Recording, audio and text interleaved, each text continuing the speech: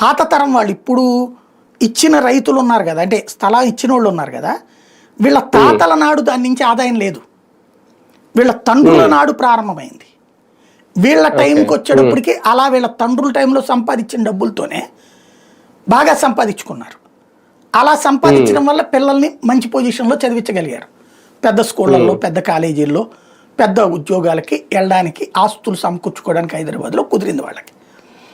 దాంతో ఆ తరం తమ బిడ్డలు పైకి వెళ్ళి సెటిల్ అయ్యారు కాబట్టి వీళ్ళు కూడా అక్కడికి వెళ్ళిపోయారు. ఈ వెళ్లే క్రమంలో ఈ భూములు ఇక్కడ కౌలుకి ఇచ్చుకున్నారు.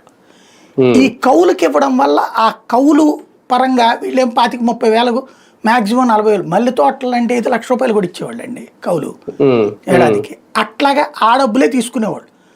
చంద్రబాబు గారు తెచ్చిన ఈ ప్రపోజల్ వాళ్ళకి నచ్చింది. ఎందుకని?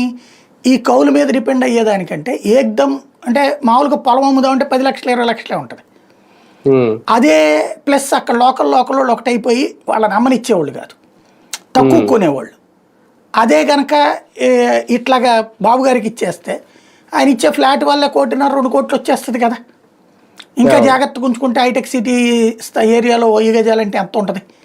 గజం ₹1,00,000 వేసుకుంటే ఈ లెక్కలు వేసుకున్నారు.